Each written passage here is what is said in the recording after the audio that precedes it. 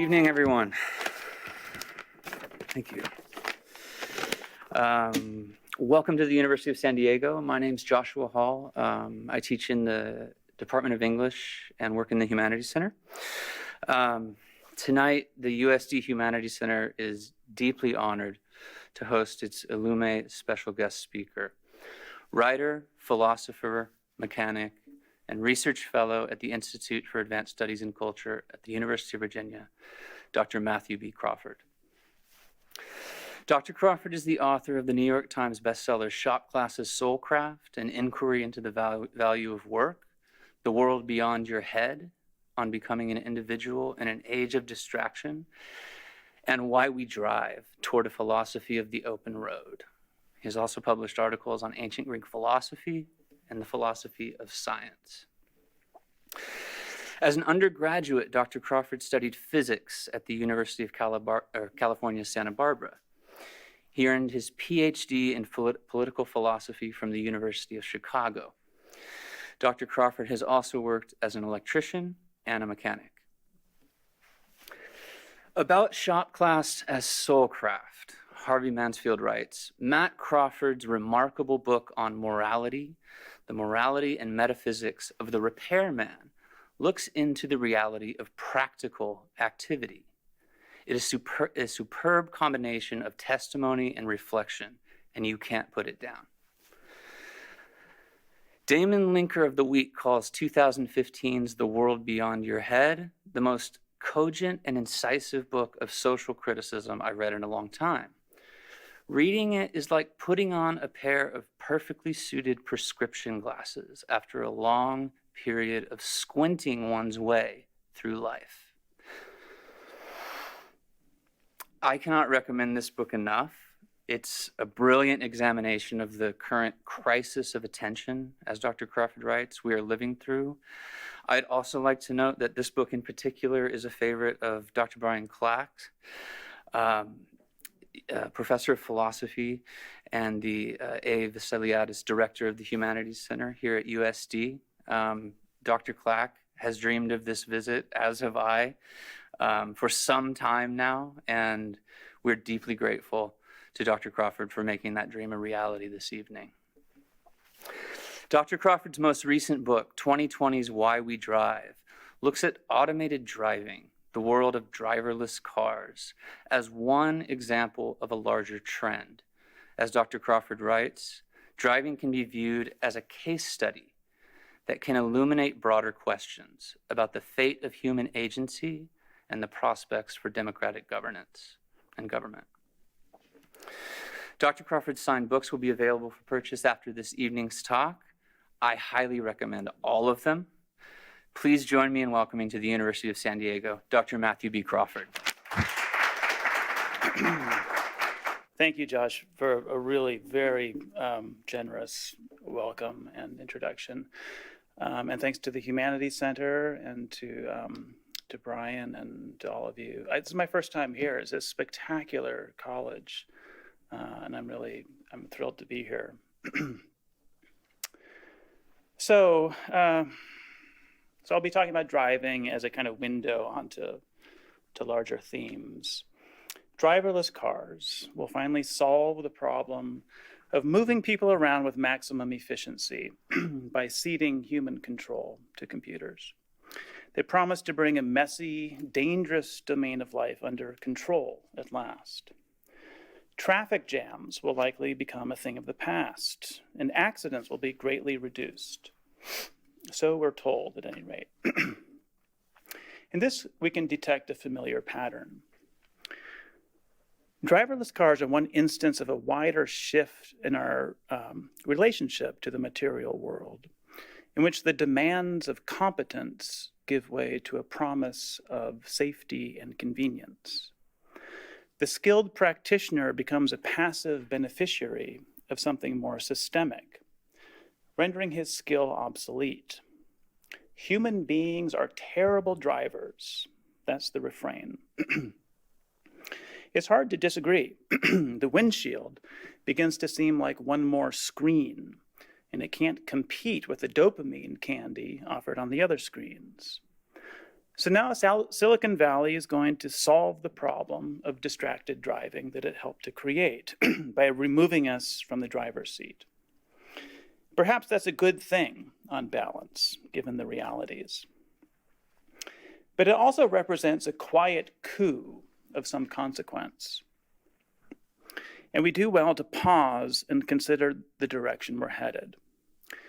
We catch a glimpse of one possible future in the animated film WALL-E, in which we see grotesquely fat people ferried about a hovering grid in their car-like pods, finally relieved of the burden of paying attention to their surroundings. They slurp from enormous cup holders and gaze raptly at their screens, untroubled by the overdetermination of their world. Their faces beam in a slackened sort of way, with the opiate pleasures of novelties piped into their cockpits from afar. These beings are completely safe and content, and somehow less than human. The scene is powerful because it presents an image in which we already recognize ourselves, with a shock of aesthetic revulsion. Is this revulsion merely aesthetic, or does it offer us an affective cue that there may be something important at stake, a threat of human degradation that we should try to clarify? And if that's the case, what's the positive possibility that is absent or diminished in this dystopian automotive picture? What's so great about driving? That's the animating question of this book, Why We Drive. In trying to answer it, I engage in a kind of philosophical anthropology. For driving is a rich and varied practice. As with any such practice, a full consideration of it can focus light of a particular hue on what it means to be human. It can also shed light on the challenge of remaining human against technologies that tend to enervate and claim cultural authority in doing so. The boosters of driverless cars are unimpressed with pleasure as an ideal and suspicious of individual judgment. For self-driving cars to realize their full potential to reduce traffic and accidents, we can't have rogue dissidents bypassing the system of coordination that they make possible. Their inherent logic presses toward their becoming mandatory. If our fate is to be that of passengers, let us first understand what we're being asked to give up. When we've learned to walk, we've only just begun our journey toward full mobility in the world of artifacts, as there remains to be mastered all those modes of movement that extend and transform our native powers, from bicycles to skateboards to hoverboards. With each of these comes some new competence, and the peculiar pleasures of that hybrid creature, Homo moto. When a person is depressed, he lets himself be carried along by life, indifferently, like a passenger. And conversely, there seems to be an inherent connection between movement and joy. So my young dog goes tearing around the yard gratuitously in great looping circles and making sharp cuts for no apparent reason. She's blisteringly fast, and she knows it. And these eruptions seem both to express her joy and to cause it. Lucy has a definite need for speed. Elsewhere in the front yard, my daughter Jo spends hours on a 30-foot rope swing, having hit upon a technique that requires no adult to push her. So she pushes off from this massive oak tree with her feet and does an arcing circle that comes, she comes back to the tree at a tangent. And in the course of her arcs, she spins either, slowly or quickly, depending on the extension of her legs. She's learned the conservation of angular momentum and always meets the tree feet first, ready to push off once again. Children have a knack for finding affordances in their environment that give them new avenues of movement and joy. When we get a little older, we begin to notice how a new avenue might be opened up if we alter the environment. For example, by stringing a rope up on a tree, or by adding wheels. Now we're talking.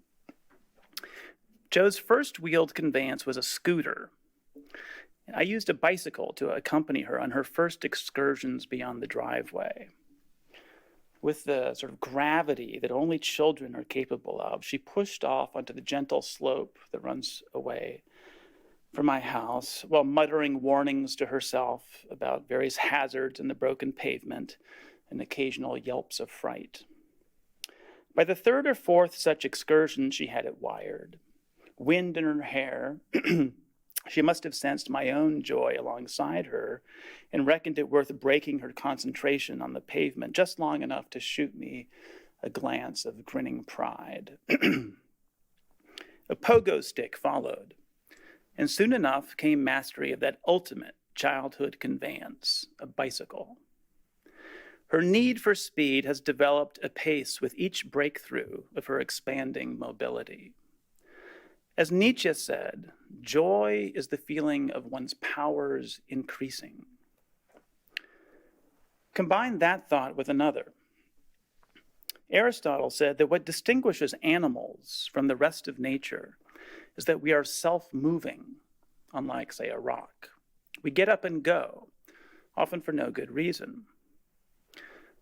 Aristotle may have been onto something, as we're now learning that self-locomotion, as distinct from being carried passively, is tied to the development of our higher capacities. Navigating space and exploring our environment influence how the hippocampus develops. And this structure at the center of the brain is where we develop our cognitive maps of the world. We have specialized cells dedicated to place, others that specialize in head direction, and grid cells that are activated by movement as we roam through an environment, allowing us to build a coordinate system for navigating. But it gets more interesting still. Self-mobility appears to be deeply implicated in the development of episodic memory. Our cognitive maps of space, here I'm quoting M.R. O'Connor, our cognitive maps of space are the locus of our memories of the past.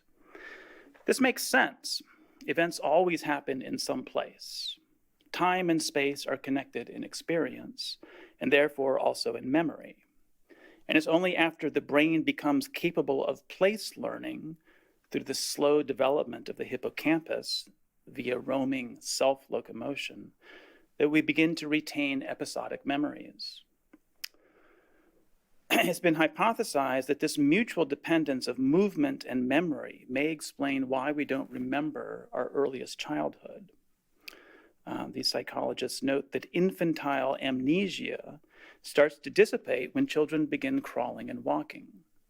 Once babies begin moving through space rather than being carried passively, the brain's place cells and grid cells start firing and aligning themselves to the environment, encoding the spaces being explored, and ultimately building the scaffolding of episodic memory. Now consider, our episodic memories provide the dots that we connect to tell stories about ourselves. Now we're getting into the territory of the distinctly human. We don't simply exist like an animal that lives entirely in the present. We interpret our existence. We do so by composing a narrative that makes sense of our past and provides a basis for imagining ourselves into the future. If we bring this insight from existential phenomenology together with the recent work in embodied cognition, it has a striking implication. The coherence of a life, that is, our persistent identity through autobiographical time, seems to be built up from some very basic motor capacities.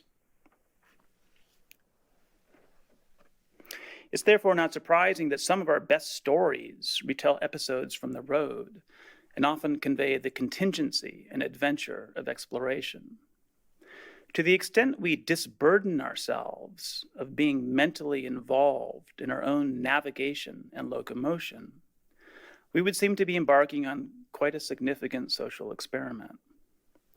The merits of such an experiment can be debated, but in any case, it should be undertaken in full awareness that our mobility as self-directed, embodied beings is fundamental to our nature as it has evolved, and the distinctly human experience of identity. This next section is called Trust and Solidarity on the Road. Researchers have found that many traffic jams result from episodes of slight braking that propagate backwards and become full stoppages, initiated by somebody's failure to drive smoothly. Smoothness could be defined as a driver keeping constant the time gap that separates her from the car in front of her, which she does by attending to the cars yet further ahead. It is small lapses of anticipation that cause most traffic jams, not crashes. The more we treat the road, the whole situation, as an object of joint attention, the better the experience. We're both together and very separate in our cars, so the road has an interesting hybrid quality to it, unlike any other shared space I can think of. It's thus a fertile setting for thinking about human sociality within the frame of an individualistic society. Michel de Certeau wrote that walkers are practitioners of the city, for the city is made to be walked. This could be said with equal justice of drivers, especially in a city such as Los Angeles that was made to be driven. On New Year's Eve of 2018, Pope Francis expressed the ethical significance of this in a homily at St. Peter's Basilica, in which he praised drivers who move in traffic with good sense and prudence. Prudence is a capacity for judgment that we exercise when rules are inadequate to guide our behavior. It comes only from experience and is cultivated only when we are free to err. This is the Pope again. These and 1,000 other behaviors express concretely love for the city. In a beautiful phrase, Francis suggested that prudent drivers are artisans of the common good, who love their city not with words, but with deeds. From my own travels, some of the best urban drivers I've seen are in London. The give and take of the cabbies and commuters as they jostle to advance is a supple play of deference and assertion, professional courtesy and opportunities seized, that prizes traffic flow over rule following. Traffic flow is a shared good of an interesting sort. It's a fragile, emergent property of a collective, a state that happens only if everyone is paying attention to the situation and brings a disposition of flexibility to it. At times, it resembles an improvisation among musicians. Urban driving at its best is an experience of civic friendship, an act of trust and solidarity that makes one proud to belong to the human race. Some traffic situations are quite complex. No set of rules can fully specify what it is good to do in such situations, beyond what one is allowed to do, any more than the rules of football can fully capture what happens on the field in the course of a game. Corollary to this, a traffic regime that is overly rule-bound becomes highly inefficient, as you've probably noticed, while sitting for minutes at an empty intersection, waiting to turn left. There have been labor actions in Europe where taxi drivers bring traffic to a standstill by following traffic rules to the letter, in the tradition of the work-to-rule strike, in which workers take management at their word and act as though the rule book was adequate to describe what they do. The resulting paralysis brings into the foreground the role of unspecified customary practices to keep things moving. Any field of complex action relies on a variety of forms of normative prescription, some of which are tacit. The customary or common law of England is a whole body of such tacit norms derived from practice and settled usages, which is entirely distinct from statutory law. Thomas Hobbes was extremely irritated by the existence of customary law, as he wanted to lay the whole of society bare to the will of a legislator who would act upon a blank slate. This theoretical point has some application, because rule following becomes a pretext for the transformation of law enforcement into a for-profit enterprise. And in fact, we have permitted ourselves to slide into an illiberal traffic regime of photo radar speed traps and red light cameras. This regime claims for itself the unassailable high ground of safety, but that claim is very shaky indeed, and I document that in the book. By way of just shorthand, red light cameras, it turns out, cause more accidents than they prevent, at least in the cases that have been most thoroughly documented. That's Chicago. But they also generate over $100 million per year in revenue. So that's all you kind of need to know on that front. Those who invoke safety enjoy a nearly non-rebuttable presumption of public spiritedness. So a stated concern for safety becomes a curtain behind which various entities can collect rents from perfectly reasonable behavior. So one example is lane width. It turns out that the speed that we actually drive at is not very sensitive to the posted speed limit, whereas it's quite sensitive. This is sort of observed driving speed. What it is sensitive to is the features of the road. So sometimes you'll find, and traffic engineers know this, the lanes might be built to a 55 mile an hour standard, which will generate, speeds of whatever, 60, something like that. But the posted speed limit will be 45. The trick is to formulate rules that are at odds with our natural reasonableness. That way you can guarantee a certain rate of infraction and therefore revenue. If one cares about safety, and who doesn't, one does well to take a skeptical look at the safety industrial complex and its reliance on moral intimidation to pursue ends other than safety. To do this thoroughly, one must venture beyond the mental universe of risk reduction altogether. That universe takes its bearings from the least competent among us. This is an egalitarian principle that is entirely fitting in many settings, a touchstone of humane society that we rightly take pride in.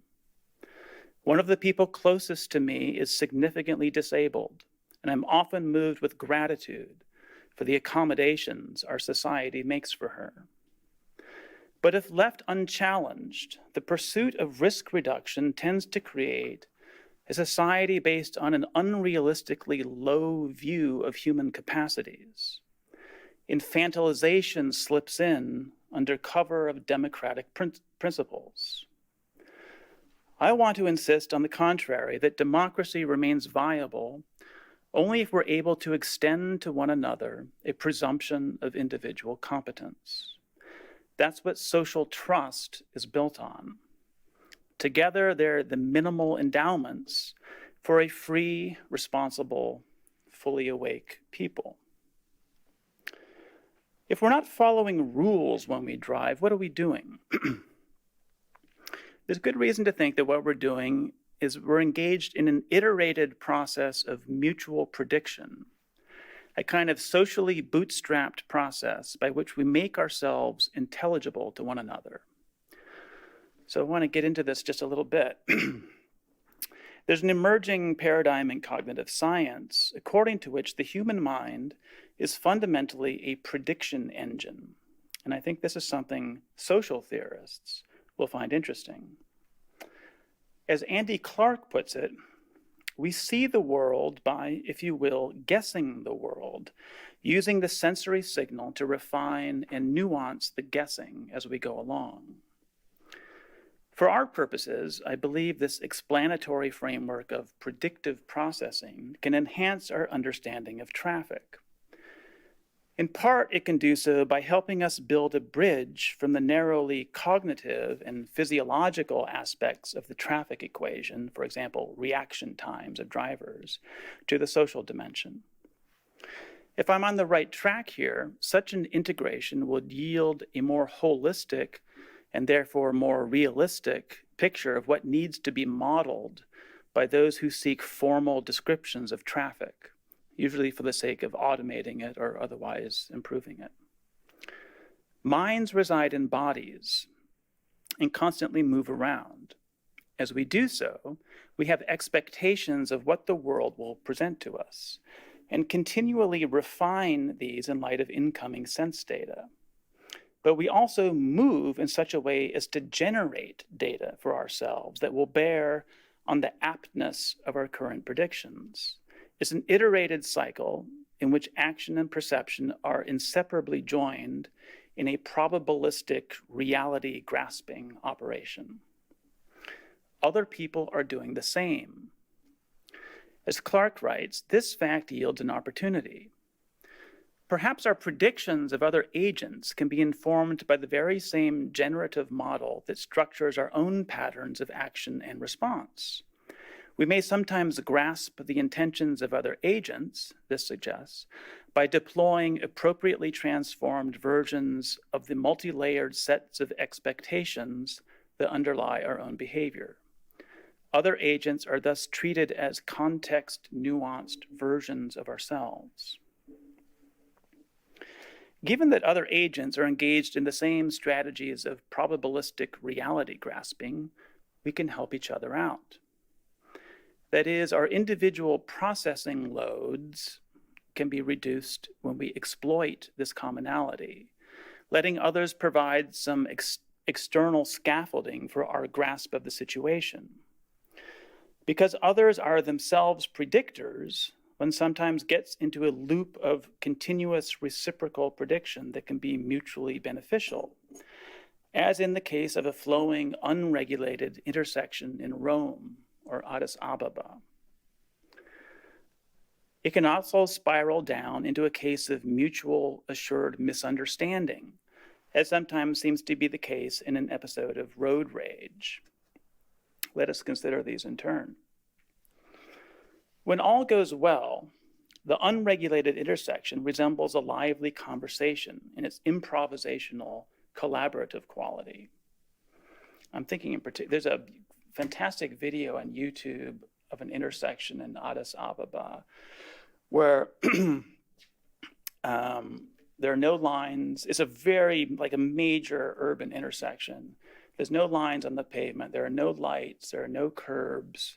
You've got buses, cars, bicycles, pedestrians, and only very rarely does anyone come to a full stop. It's like they slow down, they just kind of filter through. And the efficiency of it is really quite striking.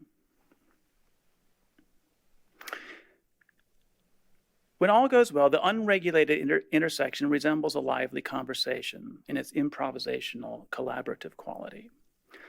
Other nonverbal parallels to a conversation may be found in team sports and in mundane activities, such as changing the bed sheets with a partner. In a conversation, each person uses her own facility with language to help predict the other's utterances, while also using the output of the other as a kind of external scaffolding for their own ongoing productions. All of this is probabilistic. There may be any number of paths the conversation could take. And in weighing what to say next, you read the likelihood of the other person's possible responses in computing how to proceed. Now, Clark doesn't touch on the playful or humorous quality that the best conversations often have, which may depend on disrupting an interlocutor's expectations. But for our purposes, as an analog to coordination among drivers, his treatment of conversation serves well enough. He says that in a typical conversation, one party tries to match his or her behavior and expectations to those of the other. In part, we do this through imitation, which helps to support mutual prediction and mutual understanding. The result is that conversation may feel easy despite its complexity. On the other hand, sometimes a conversation goes very badly. Your hypothesis that the other party is angry, for example, comes to control the actions by which you then probe the world for confirming evidence, scanning her face for signs of anger, tension in the body, and so on. These probings are not invisible to the other party and makes her tense. This becomes a feedback loop that can spiral into self-fulfilling psychosocial knots and tangles, as Clark puts it. So in the book, I have a section on road rage that explores the communicative problem of trying to make oneself understood from inside a vehicle. Sometimes we constrain or artificially stabilize our own behavior in order to make ourselves more predictable to others. I think this is what good drivers do. When changing lanes across two or more lanes at once, a driver who is aware of himself as an object for others will briefly signal, crisply move over one lane, cancel the signal, and then crisply execute the same sequence again. Doing so is an extra courtesy that helps put others at ease because it minimizes ambiguity. A good driving culture is one in which practices like this have become norms, guiding our social intercourse in unobtrusive ways. Such norms reduce uncertainty and make us more mutually predictable to one another. Note that the utility of the norm for guiding expectations derives from its dual nature, as both a description of what is normally done and a prescription for what one does. Only if the norm carries some prescriptive force capable of mustering praise and blame on its behalf will it persist in practice, and thus serve as a description that captures actual behavior well enough that it can serve to anchor sound expectations. Autonomous cars face the same predictive problem as human drivers, except that they are subject to neither the benefits nor the hazards of being engaged in a socially bootstrapped interpretive process of mutual prediction. There are both upside efficiencies and downside risks to human drivers sharing the road, guided only by their natural social cognitive capacities. How will this balance sheet, and therefore the relative attractiveness of automation, be affected by other features of the society? In particular, given the importance of social norms in facilitating mutual prediction by drivers, we need to consider the question of social cohesion. How much purchase do norms have on our behavior, and is this changing? Another way of putting the problem of mutual prediction would be to speak of social trust. The Harvard sociologist Robert Putnam, let me take a little sip of water.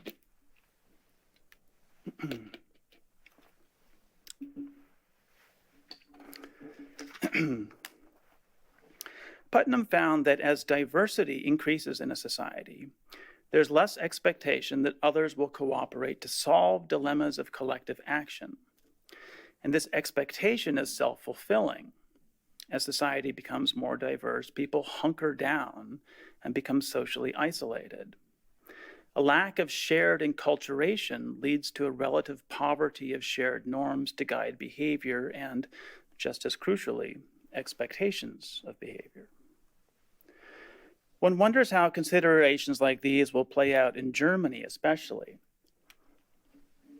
as an influx of people from very different societies meets a society that prides itself on its driving. The disparity in sort of traffic fatalities in different parts of the world is really, it's on the order of a factor of close to 100. So a couple of orders of magnitude by mile traveled. The absence of speed limits on the Autobahn and the enormous range of speeds depends on a strong social compact. It's a marvel of mutual trust that's possible only with robust norms. Beneath the noisy debates over immigration, the fate of Autobahn culture may be taken as an index of Germany's success in assimilating its new peoples. One of the appeals of automation, then, is that it replaces social trust with machine-generated certainty. That's the bargain that seems to be on offer. I think it's in this vicinity that we should look if we want to understand why self-driving cars play prominent roles in several dystopian films, including Blade Runner, Total Recall, Minority Report, and WALL-E. In these films, drivers have become passengers and appear as a new class of administrative subjects to be managed. I use the word subject to mean both an object of rule and the type of person, the form of subjectivity, that is assumed or required by such rule, and thereby brought into existence. A passenger is detached, isolated from others, whereas the give and take of urban driving is a realm of interaction that demands the skills of cooperation and improvisation. As such, driving is a form of organic civic life, and the disappearance of civic feeling is key to the dystopian mood of these films. Tocqueville insisted that the habits of collective self-government are cultivated in practical activities that demand cooperation, and such habits are indispensable to democratic political culture. But from the perspective of a central power, whether governmental or techno-utopian, what is wanted is an idealized subject of a different sort, an asocial one who permits an atomized account of human beings to be operationalized. This subject resembles the narrator of the Iggy Pop song, The Passenger. He sings, "I'm a passenger, I stay under glass." A society of such isolated subjects will be more efficiently and pliably administratable. I think it's significant that some of the recent protest movements began as automotive protests or have significant automotive manifestations. The yellow vests, named for the safety vests all motorists are required to carry in France, brought paralysis to Paris and other major cities nearly every weekend from late 2017 through early 2019, precipitating a major crisis for Macron's government. It was prompted by a slight decrease in speed limits and a fuel tax. The most significant material damage done by the protesters has been to France's network of photo radar speed traps. About 60% of them were destroyed. These disproportionately affected the French equivalent of flyover country, or what the French geographer Christophe Guilly calls la France périphérique. Out in the hinterland, one must do a lot of driving. So these proposals touched on concrete interests. The interests of metropolitan professionals in finance, media, and academia, really the heart of Macron's base, tilt differently. They tend to rely on the metro. And just as importantly, they inhabit a symbolic moral economy in which environmental virtue is crucial to the self-image of the class and one of its titles to rule. On the other side of the channel, the mass protests of the London taxi drivers both expressed and contributed to the Brexit mood. This was a fight for economic sovereignty by highly trained professionals, mostly indigenous, against the threat of dispossession by foreign ride-hailing firms that rely on map software, US military satellites, and the indifferent subsistence drivers of the gig economy. People as lost in London as you or I. In the recent protests of the Germans against a proposed speed limit on the Autobahn, labor leaders put on their yellow vests as an explicit reference to their French counterparts in a rare expression of solidarity between the Hun and the Gaul. There are hints of a nascent nationalist international if we may speak in riddles. And this new concern with sovereignty is showing up prominently in people's stance toward driving. That stance has become a bit prickly, as though we regard the authorities that enforce traffic rules as lacking political legitimacy. The protests of the last few years have generally been regarded as the expression of economic grievances, or else as the eruption of a spirit of pure negation, a revolt of the public that is more nihilistic than principled. There's surely some truth in these interpretations, but I want to consider a further possibility. That these movements are partly a response, at once spirited and rational, to a creeping colonization of the space for individual judgment and collective self-determination. The spirit of administration seeks to make everything idiot-proof and pursues this by treating us like idiots. It's a presumption that tends to be self-fulfilling. We really do feel ourselves becoming dumber. Against such a backdrop, to drive is to exercise one's skill at being free, and I suspect that's why some people love to drive. One theme that's emerged with force in this inquiry is that of self-government broadly understood, both as an individual capacity for self-command and as a political dispensation. Thus, self-government might mean the ability to skillfully control one's car, the ability to temper one's impatience with other drivers, and the ability to keep one's attention directed to the road in the face of multiplying distractions, on one hand. On the other hand, the question of self-government is implied in questions such as who gets to decide what sort of regime of mobility we will inhabit? These different scales in which we pose the question of self-government are surely interlocked or imply one another.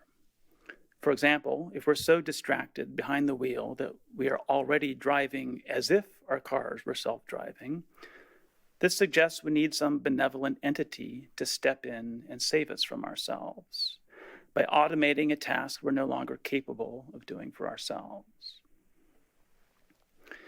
In drawing a straight line from self-command to self-government in the political sense, I mean to claim the problem of driving for the liberal Republican tradition of political reflection.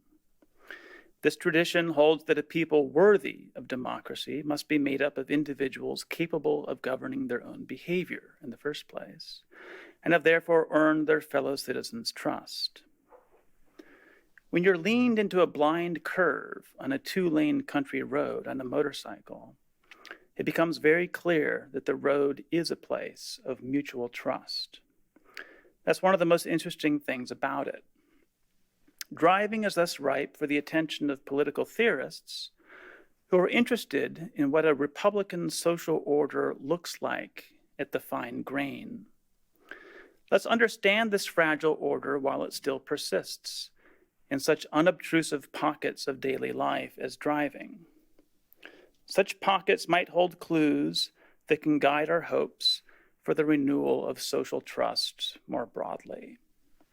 Thank you.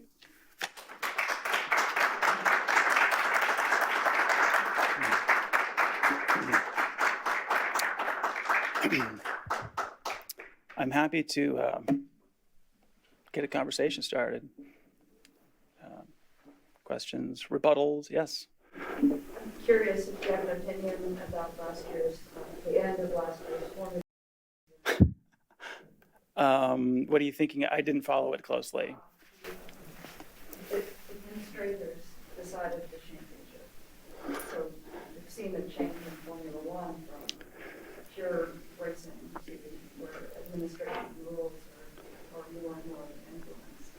So not even that level of racing escapes what we talked about tonight. Yeah, boy, that I guess, so right, so why is that so kind of off-putting?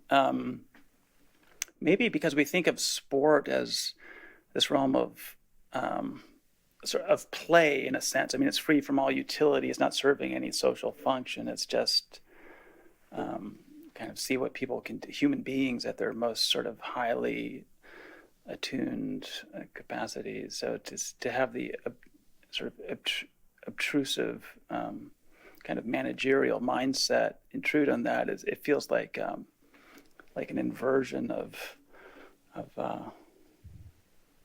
something important. I don't know. Is that?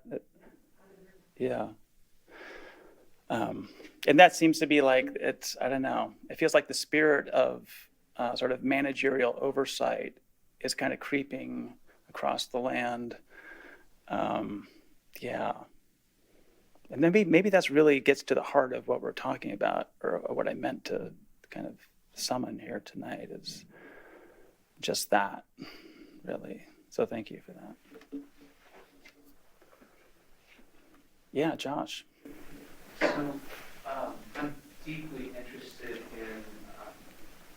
in why we drive. You're drawn from the research of Johann Huizinga, play element culture, and I'd be interested to hear whether you think, or to what extent you think, the play spirit and the spirit of a managerial class and a rule following and so forth might be at odds. Yeah, so Josh is referring to this. The book covers a lot of, it's very eclectic, and so there's a bunch of material on kind of grassroots motorsports. And I invoke this Dutch sort of anthropologist, historian, Johann Huizinga, who wrote like one of the most beautiful books of the 20th century, I would say. It's called Homo Ludens, so sort of man, the player. So he talks about play as the basis of culture. And there's some great lines in there. So the play spirit is one that endures tension and uncertainty. And it's a spirit of hostility and friendship combined. That's a line from there. So he's talking about competitive play. So in every culture, things like, competitive dances, stylized insult trading and boasting matches, ritualized combat. So archaic warfare had a kind of play element, which sounds very weird to us, but for example, sort of going into battle with flute players, and it was, of course, a much more limited kind of combat than, the 20th century horrors of war. But he suggests that in play we have the well springs of civilization, really. And so it's I know it's a fairly, as we would say, gendered account, I think we would say now, because he's talking about sort of masculine rivalry in play. Although he does as an anthropologist, detail these dancing competitions where, like, it's the men versus the women. It's very playful and sort of fighting, which is beautiful. But yeah, I think the spirit of administration almost looks like it's an attempt to reduce uncertainty, reduce contingency. The whole technocratic project of kind of social control can be construed, I think, as a quest for to eliminate that tension and risk, right? I mean, we talk about risk reduction and a kind of safetyism that does seem to kind of squash the spirit of play. Yeah.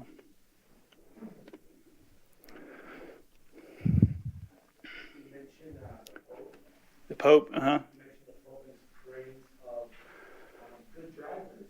Yeah. And that interplay between the law and those that follow the letter, those that follow the spirit. Mm-hmm.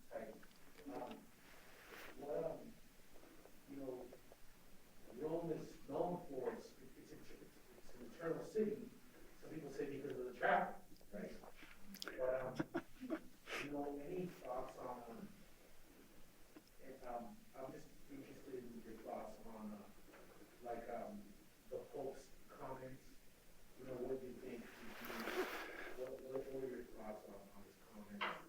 In terms of, you know, a person having to make a choice between the world and its spiritual. Mhm. Yeah, well, I took him. I mean, I just was, you know, happy to see him taking such a prosaic, everyday activity and articulating, sort of bringing out. You know, there's a kind of solidarity that is on display there. He calls prudent drivers artisans of the common good.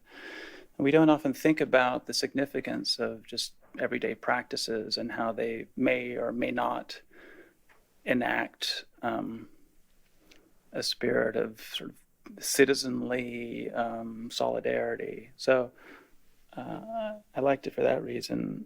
I'm not sure of the context of the comments. Maybe there had been some horrific accident or something, and he's trying to nudge people back to prudence. But in any case, I mean, the word prudence is, you know, it isn't simply rule following. It does, the word does seem to. I'm thinking of Aristotle here, but I think you could find this probably in Burke as well. That it's a kind of capacity for judgment that isn't simply following rules, and you have to have that because no set of rules is adequate to fully specify any actual situation, whether it's in a sport or an intersection or, you know, a marriage. Right? Yeah. I found it interesting equating the driving to society at large, but I'm curious what you think about how people act within their mental boxes in ways they wouldn't act in society at large. Yeah. People are more short-tempered Yeah. or more insulting towards someone for the safety of their car that they wouldn't be if that person were right in front of them.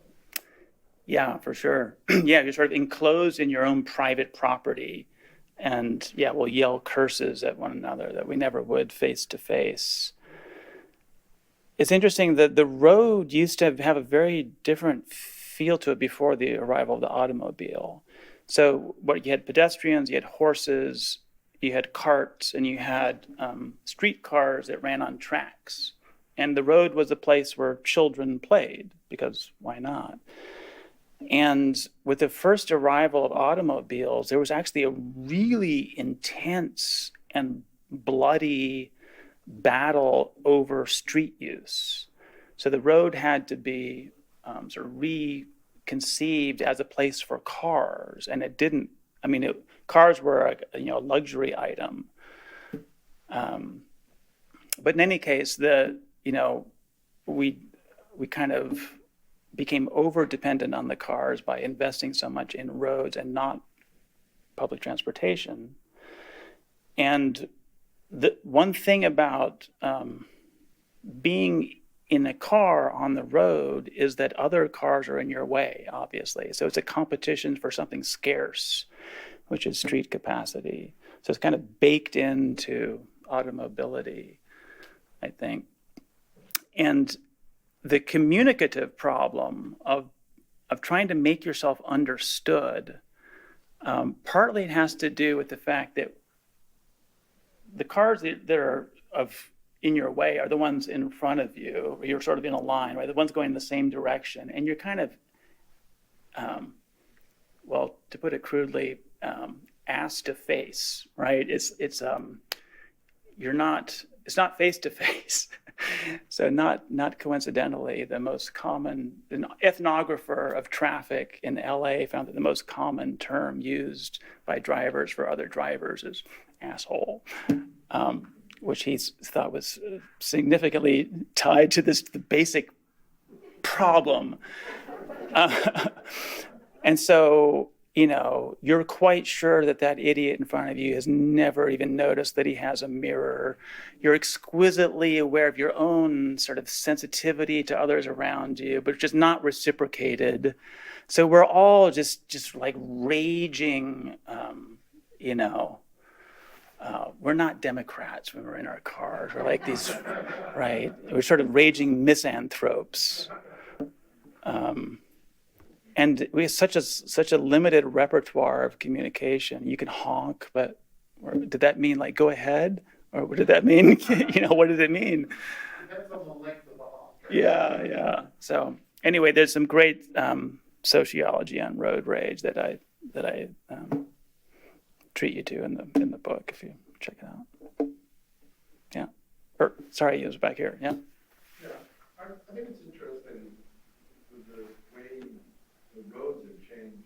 The Autobahn is 2 or 3 lanes, and our roads here in California are sometimes 8 lanes wide.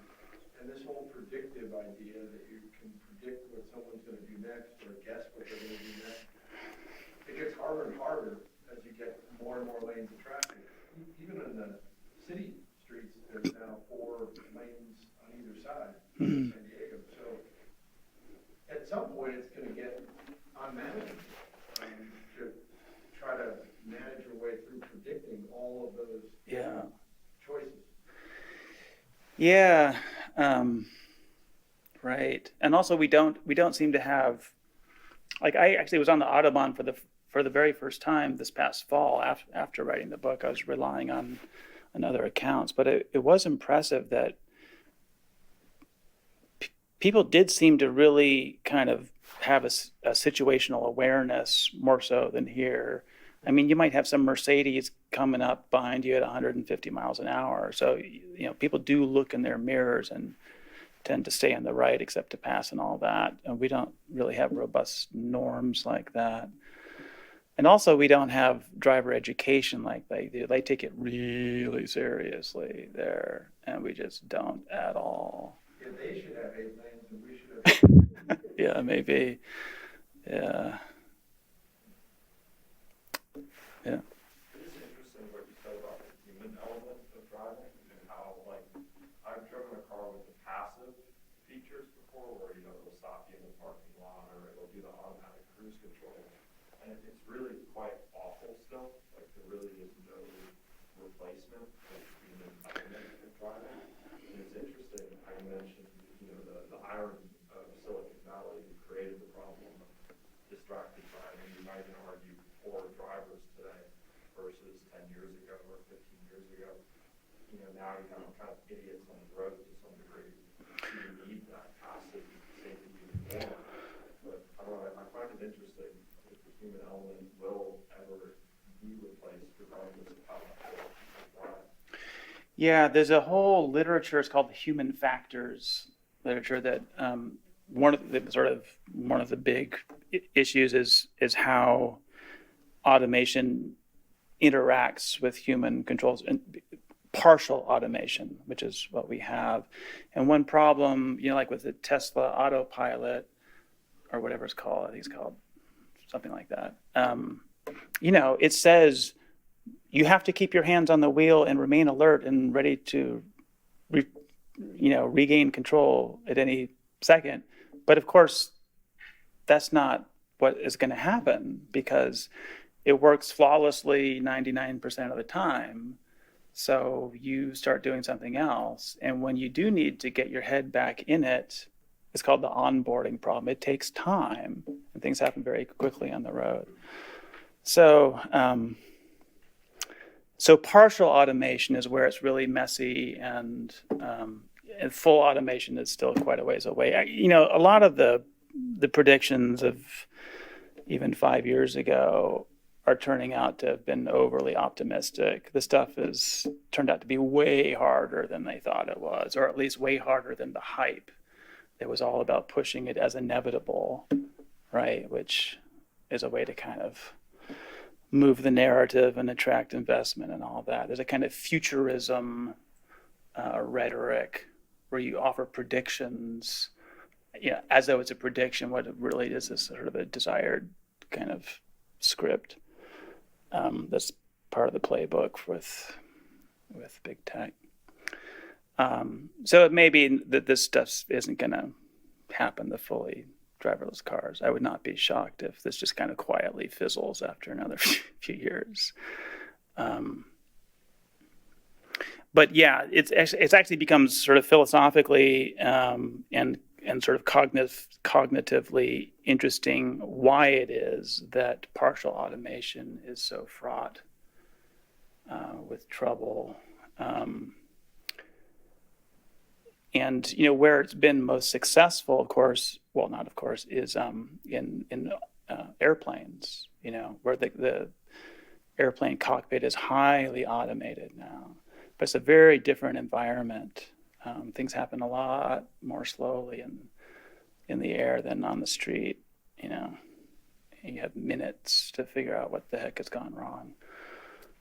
But yeah, another difficulty is autonomous cars and human drivers sharing the road, because these are very different forms of intelligence, and the kind of socially bootstrapped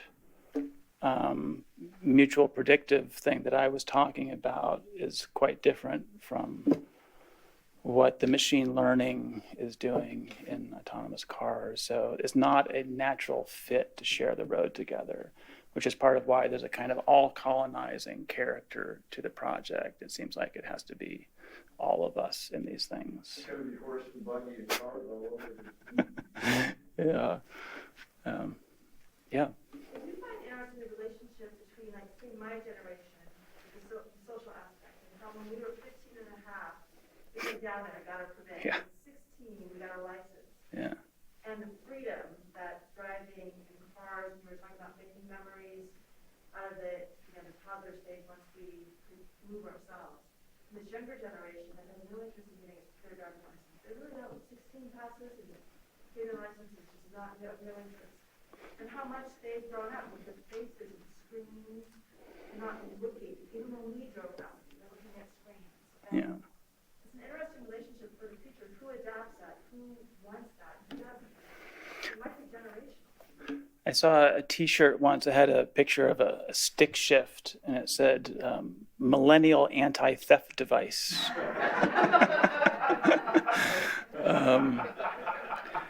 Yeah, and I think what you describe about teenagers and 20-somethings, whatever, preferring to just be chauffeured, is probably somewhat connected to sort of changing in parenting styles, where parents are like so involved with their kids now and expected to be, that you've been shepherding them around to sports or whatever. So why get a driver's license? I get it, but yeah, I think you're right. There is a generational difference there. Yeah, Brian. I have very fond memories of long road trips. I would plan a night in advance with a road atlas or a road map on the dining room table, and I'd have it on my lap with a pile of notes. Mm-hmm. And I'd have this sort of this layout of the landscape around me while I was driving. And then I don't do any of that. And just bang the address into the phone and it sits. Now, when you were talking, I just realized something that my life has been lost, which is my aesthetic appreciation of the road atlas and what it looks like. Just wondering if you have any thoughts about that, about what's lost sort of aesthetically and in gaining knowledge of where you're driving via these sort of beautiful books of maps that we used to have always in the back of the car. Yeah, I've got one of those. It's got a California Gazetteer, I think it's called. This big book of maps. It's so. I mean, I can like just daydream, flipping through the pages and planning trips on the motorcycle or whatever. So, yeah, I think also. There's some interesting stuff about the research on GPS and how reliance on it actually leads to an atrophy of the hippocampus, sort of the place learning part of the brain. And conversely, I don't know if you know about London taxi drivers, but it's an extremely rigorous training. It takes about 5 years, or they essentially walk the entire city or do it on a motorbike, learning it intimately. They face these exams in formal attire, over So it's been called the most demanding professional exam of any kind, sort of comparable to admission to the bar or something like that. In any case, they do brain scans on these guys, and the hippocampus is like, it's really big. So the point is simply that as embodied beings, we seem to have evolved in such a way that our mobility, and so it's not simply, it's like being cognitively engaged in finding your way through the environment seems to be really fundamental to the kind of beings we are. One of the earliest studies in what's called Embodied Cognitions, this I think in the 50s, was they took 10 pairs of kittens and reared them in the dark, except for 3 hours a day, when they were put in each pair put in a carousel contraption where one of the kittens is free to move. It's like it's attached to this thing, so it can move within certain limitations. And the other kitten is carried passively by the movements of the first kitten. And the surrounding environment is contrived so that they're going to have more or less identical visual stimulation while in there. Just the only difference is one is moving itself and the other is being moved. So the passive kittens, the ones that were active developed normally. The passive ones failed to develop visually guided paw placement, the avoidance of a visual cliff, or gaze following a moving object. In other words, really fundamental capacities did not develop, even though they were getting the same visual stimulation, but their bodies were not engaged. Now, that doesn't really speak to the GPS thing. That's more about, maybe it does, but in any case, we're tampering with some pretty basic stuff insofar as we disengage ourselves from finding our way through the world. And when you study a map and you kind of imaginatively project yourself into the landscape, and then you're driving, it's very different than just following prompts from a GPS. Turn left here, turn right there. And I find that when I'm doing that, it's like I'm not even noticing my environment. There is a kind of passivity, and it makes me feel stupid. Yeah.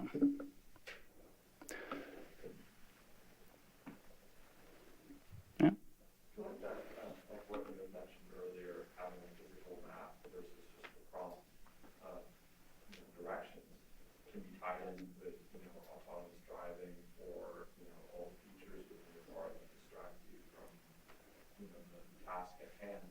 Or once you have all these safety nets around you, you feel less need to pay attention to the task at hand because you feel Yeah. I feel like with that less risk at hand, you then become more careless interactions. I don't know if all those things are. I think that's a very real thing with car design. Riding up high in a 6,000-pound SUV, being very insulated from the road. I think there's a feeling of invulnerability that does affect driving behavior.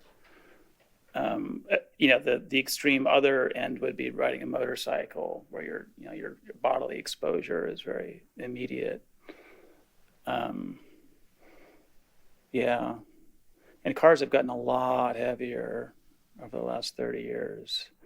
I think in the book, I just take the Honda Accord as an example. I think it went from like 2,600 pounds to like 3,700 pounds or something like that. And that's fairly typical. And that has all kinds of implications for how you experience the road. Yeah. It's just interesting, that 2,500-pound Honda Accord that's probably pretty stripped out, no real safety features, maybe not even airbags. Yeah. Versus, what could be claimed to be safe in this brand new car with I go into all that in the book, and some like airbags are just an absolute improvement. There's no downside to them because they're so unobtrusive. But the logic or mindset of having the fear and knowing, oh, I'll be fine. Yeah, I think they tend to recede from consciousness, as we say, so that I think there isn't probably not having that effect. On the other hand, things like anti-lock brakes, you come to rely on them, and you never, learn to control your car at the limits of traction. So I think there is a slight de-skilling effect there that you have to weigh against the positives. So I try to go into a little bit of that calculus with a number of different safety features. To me, the most objectionable is the visibility out of cars has gotten I feel like I can't see. The A pillar is like this big and the B pillar, and the hood is up high. So if you get in like in an old car from the 60s or 70s, it's just like all glass. Like, wow, I can really see. But to get to your bigger point, I think there's something to be said for kind of having skin in the game. Like, I think a motorcyclist you can presume a certain attentiveness on their part because they literally have skin in the game. So I offer a kind of utopian thought experiment in which you'd have graduated driver's licenses corresponding to different amounts of kind of skin in the game, and maybe even different speed limits. I don't know. I'm not sure how far I'd go with that, but just as a kind of experiment.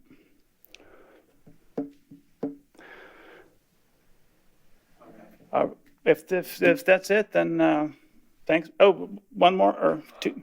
I was just going to ask one more thing. Yeah. As a student that's studying mechanical engineering and also goes into the automotive field, I was wondering just what are your thoughts on the future of autonomous vehicles? Do you think it's inevitably going to be implemented to the point where it's mandated or it's illegal for human operation of a vehicle? Or do you think the desire for autonomy and freedom will make autonomous driving irrelevant? Or is there any way that human operation and autonomous driving can coexist? Yeah, that's a really, I mean, there's so many considerations there. I don't want to offer a trite answer, but I guess,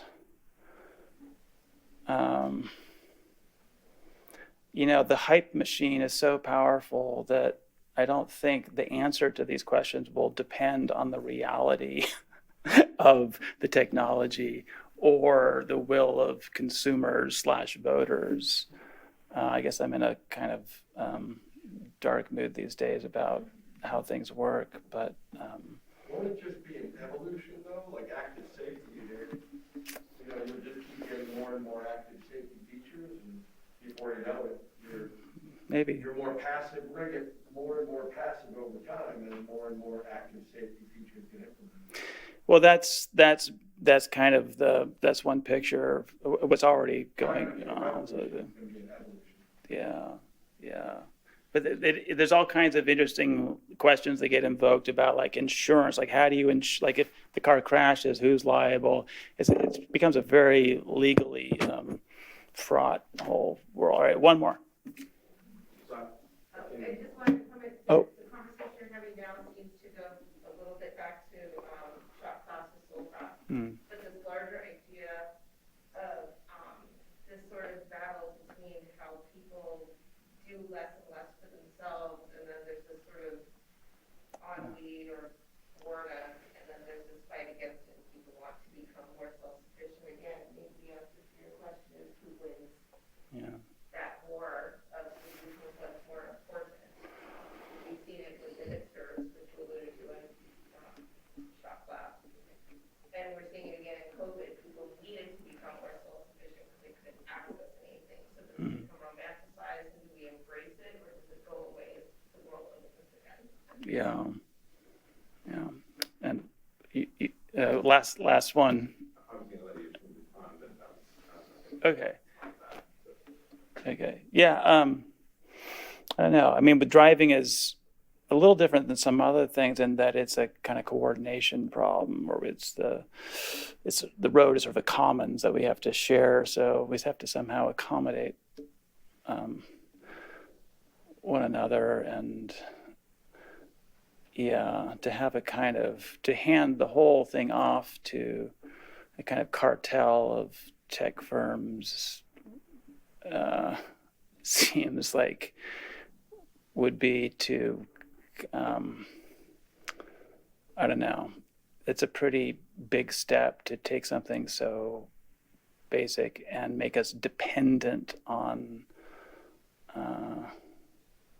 a small handful of tech firms. And my sense is that Silicon Valley doesn't enjoy the presumption of sort of goodwill and competence that it once did. So it may be that all this is moot. I don't know. It's interesting. All right. Well, thanks very much.